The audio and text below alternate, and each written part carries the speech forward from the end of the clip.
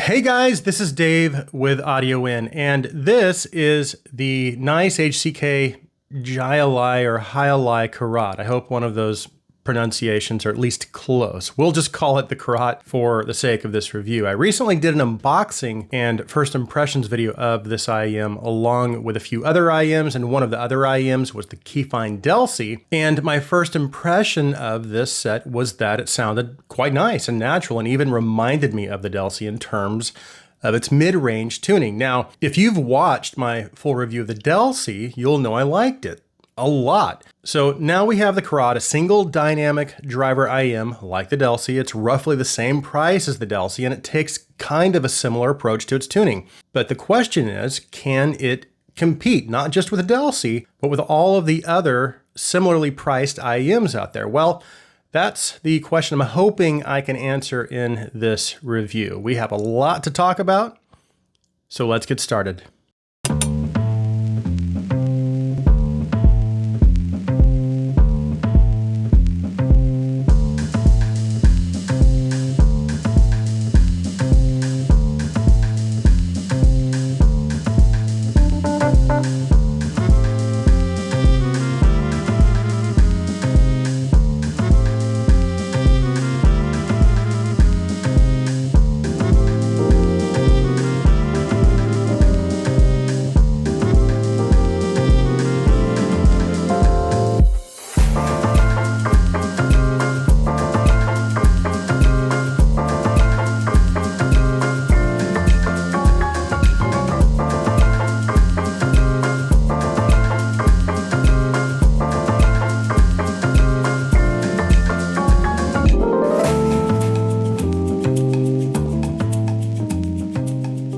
So I've already done an unboxing, so I'll just skip straight to the specifications and design, but you can kind of see everything that's included in the package here on my desk. And by the way, this video is shot in 4K, so if you have a decent screen or newer phone, you should be able to just pinch and zoom and then you can get a closer look at everything. Now the CARAT is priced at $69 and it has a single dynamic driver setup. And the driver is housed in an all aluminum alloy shell, which does have a little bit of weight to it, but it wasn't really an issue as far as causing discomfort. Actually, the shell itself is a little on the smaller side, which is great. However, the nozzle is a little short. Not that it was a huge issue, I was still able to achieve a decent fit with the included tips. I just wasn't able to get as deep of a fit as I would have liked. But again, the overall comfort and fit were all right. As far as the design, I do like the shiny, polished metal shell with angled cuts on the faceplate. But if you want to maintain that shine, it does require lots of cleaning as it is a fingerprint magnet. The cable is decent for the price. It's just a simple black cable. It has a 2-pin connection on the shell side and then a 3.5 termination. It is a little stiff,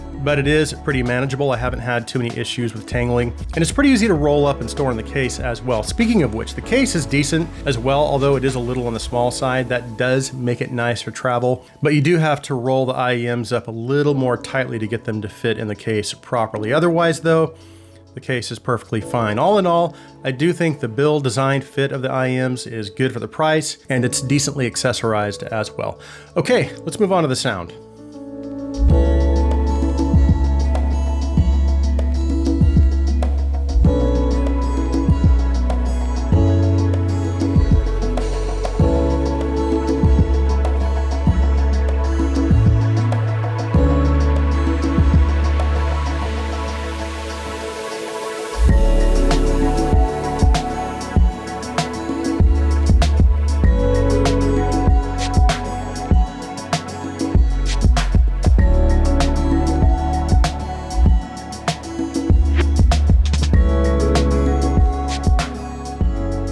So as I had mentioned in my opening, there are some tuning similarities between the CARAT and Delcy in the mid-bass, low mids, and the mid-range, but there's also some differences in other parts of the tuning, more specifically the sub-bass and upper mids. So the Delcy is going to have a little more sub-bass presence, or it's actually going to have more bass presence in general because it has less upper mid-range energy. And we know that when we decrease energy in one part of the tuning, that's basically the equivalent of increasing the energy in other parts of the tuning. Bottom line though, the CARAT again, is going to have more upper mid-range energy, and we know that's going to push instruments and vocals a little more forward in the mix. But what that means is that the Carat is going to sound a little more balanced than the Delcy also. And if you remember, that was one of my nitpicks in my first impressions video of the Delcy. So those are the basic tuning differences between the two. Hopefully that wasn't too confusing, but I want to go ahead and just get into the full sound breakdown of the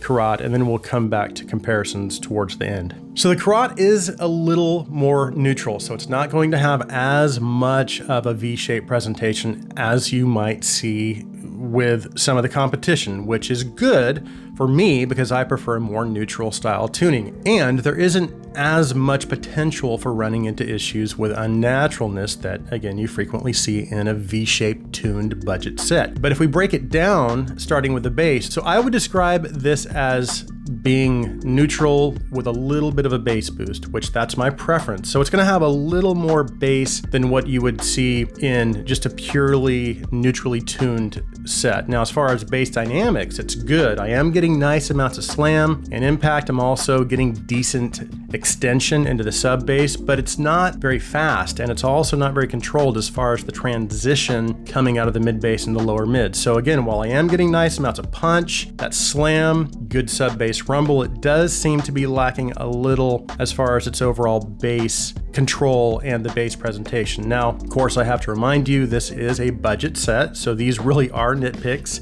All that said, I would still consider this to be pretty good bass for this price range. And the Delcy had some of these same issues, by the way, but it did have a little better bass dynamics in my opinion. And then moving on to the mid-range, again, it's not super controlled coming out of the mid-bass, so there is some bass bleed, which does affect the lower mid-range detail. But as you move into the upper mids around the ear gain, that energy kicks up quite a bit. So vocals and instruments have plenty of energy, and they still have that front and center focus they need. And again, there's enough energy there to keep everything in balance and keep that small amount of extra bass in check. But what really impressed me was the tuning of the upper mids. And again, it actually reminds me a little of the Delcy as far as its ability to present everything naturally, which, as I had mentioned earlier, can sometimes be hard to find under $100. So I really do love that about this set. And I felt the same way about the treble as well. Everything just sounded natural and generally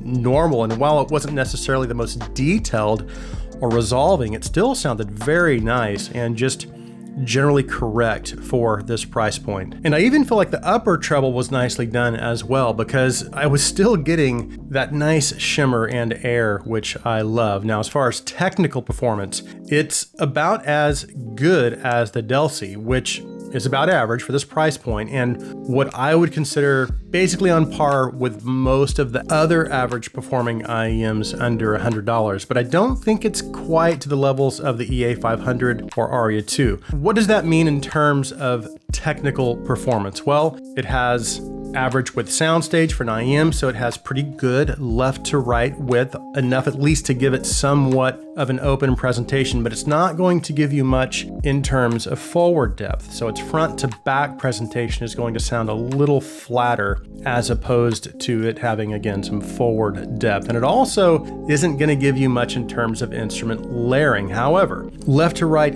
instrument imaging is decent. So the left to right positional cues are pretty good. And it also has a good center image. So vocals and lead instruments have that good center focus. But what does all that mean in terms of the Carat's overall performance compared with the competition? Well, my top two IEMs in the $70 to $80 price range right now are the EA500 and the Aria 2. And then as you approach the $100 price point, you have the Galileo, Magic 1, F1 Pro, and the Carat really can't compete with those in my opinion, and I also feel like it's falling a little behind the performance levels of the Aria 2 and EA500 as well, but it's basically neck and neck with the Delcy, which is still very impressive. And really what it comes down to between the two is tuning preference, because I could really go either way, to be honest. They both have similar technical performance and they both sound pretty natural for this price point. It just depends on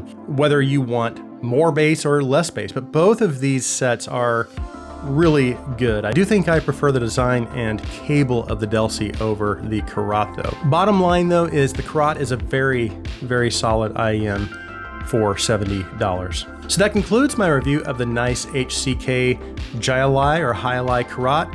Thanks so much for taking the time to watch. If you like my content, please take a second and hit that subscribe button. Also, if you would please like this video, please share this video. I hope you guys have an awesome day.